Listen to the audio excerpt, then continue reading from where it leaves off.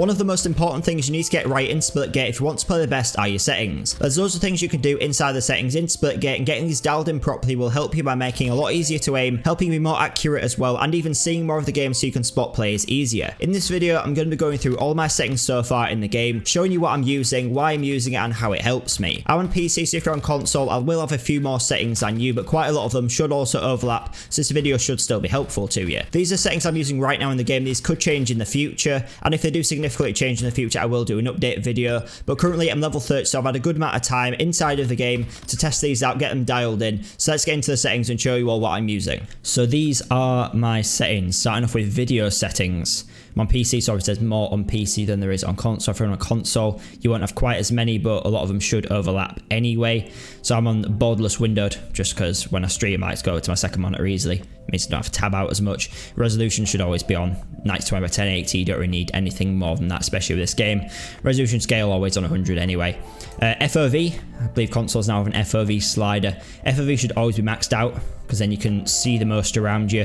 FOV is just your field of view. The wider your field of view is, the more you can see, the sooner you can see an enemy coming in from your side, anything like that, from above you or below you in this game as well. So I'd always have FOV maxed out. 103 is a bit of a random number, but I put it up to 103. It's the best way to have it. You can see the most. You've got the biggest advantage over everyone else who doesn't have the FOV maxed out. If they're still on 90, they won't be able to see you as quick as you can see them, essentially. Frame rate all the way up, because this game doesn't take much power, so your frame rate should always be maxed out. I believe that's the way I always have it anyway. There's no reason to have it anything lower than what your monitor does. Quality, for this, I've found no real benefit, and I can't really think of any real benefit to having anything lower than whatever the max is your PC can run it at.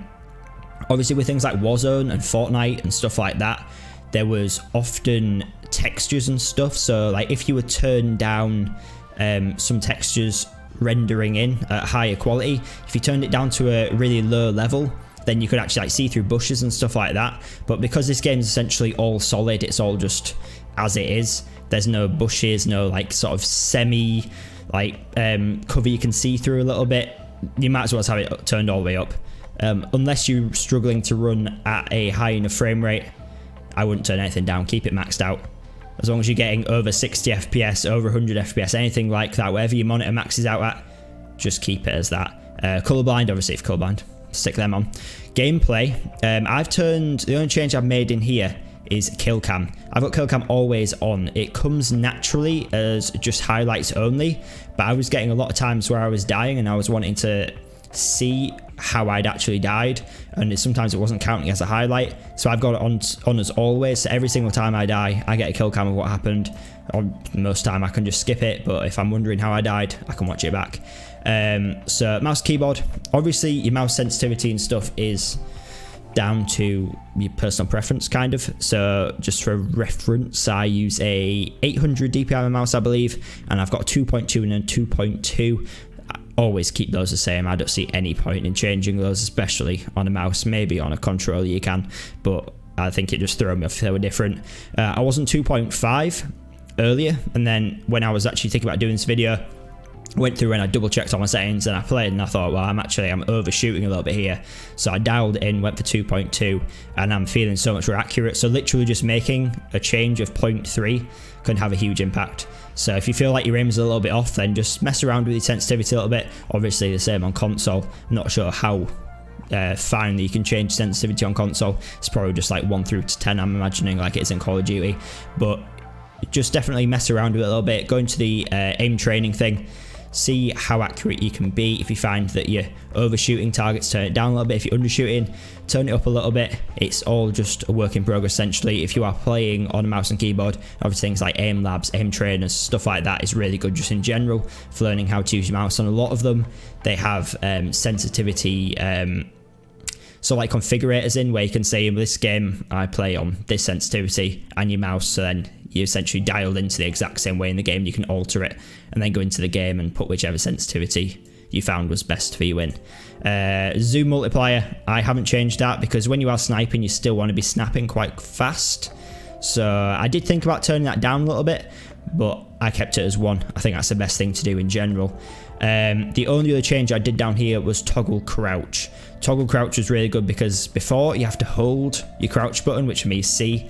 That means you can't actually move around properly. So toggling crouch was a really good thing to do. I've still got toggle sprint on, just so you don't have to always be holding down shift. Toggle zoom I've kept turned off just because that's what I'm normally used to. Keybinds, I haven't actually made any changes in here really, apart from what's on my mouse. So on my mouse, on my side of my mouse, I've got melee and I've got grenade bound. That's just what I always have. I always have melee and grenade on the side of the mouse in Warzone, Fortnite. Not that you can melee in Fortnite, but I always have those bound in general if they're available in the game. Control, obviously I'm not on control, so I can't really say anything about that. Audio, obviously master audio, you just change that to what you want to actually hear, what level you want it at. Music volume, turn this down a little bit just because it's normally blasting. Announcer volume I've turned down a little bit, just so it's not the same level as your gameplay volume. So your gameplay volume is where all your footsteps are, your in-game sounds, guns firing, stuff like that. Music volume, obviously in-game there's not really any music, this is generally just in the menu. Announcer volume, that's obviously just a good thing to have, it's just fun to hear. And ambient volume, so this was at 100 earlier, I've turned that all the way down to 40, because ambient volume is essentially just all the map audio. Everything that you hear around the map, just the sound of the map, there's just all sorts of crazy sound effects going on, which you don't really want to hear. You definitely want this to be a lot lower than your gameplay volume, because that means you'll be able to hear footsteps a lot clearer. So turn your ambient volume down by quite a bit. You might want to even go lower than this. I'd leave something on, just so then your game isn't completely silent when there's nothing else going on. But you definitely want this lower than your gameplay volume to make footsteps clearer. Voice chat, obviously you can change that around yourself, whatever you think works the best. UI, now this is where a lot of people are not aware of that you can change your crosshairs. So HUD, I'm showing my FPS, just want to know what my FPS is in game. I'm showing damage numbers, that's really useful to know because sometimes you can add them up and you can work out if you can go for a melee and get an instant kill, or if you need to take some more shots. It's useful to know. Low ammo warning, I've kept that on, that's useful to know as well. I actually like the show sprint crosshair, so that's when you go from standing to sprinting, your crosshair changes into the little vertical arrow instead of the cross. I like it on, just because then it shows when I'm not ready to just go into firing. I think it is helpful. It's helpful to know when you're not able to just fire straight away. Obviously you don't need to know it, doesn't really do it in Call of Duty or anything like that, but I like it. And then down here is all the stuff which people are missing out on. So crosshair color, you can change crosshair color to anything you want using hex code values. You can just drag these across to whatever you want. If you're looking for a certain color, just Google hex code value of yellow, and then it'll tell you what you need to put in there to find it. So I've got it as yellow by standard because there's not much yellow really on the maps. There's a lot of white, there's lots of blues and other colors like that. There's not much yellow, so this will always stand out. And I've got it as red when I'm over the enemies, just so it's really clear. I've got my crosshairs set as the same for every single weapon. You can change them to what you want by standard. They're all over the place, they're all using different types of crosshairs.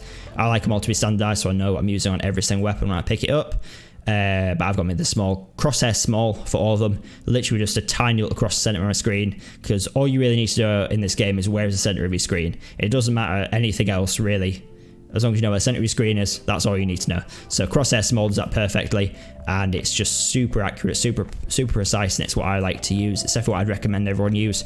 But if you want to use other stuff, you can. I know where some of like the professional players and stuff, they use circles and dots in the middle of their screen. Dot is probably a little bit small, but if you want a tiny one, which literally just points to the very center of your screen, then I guess it does the job.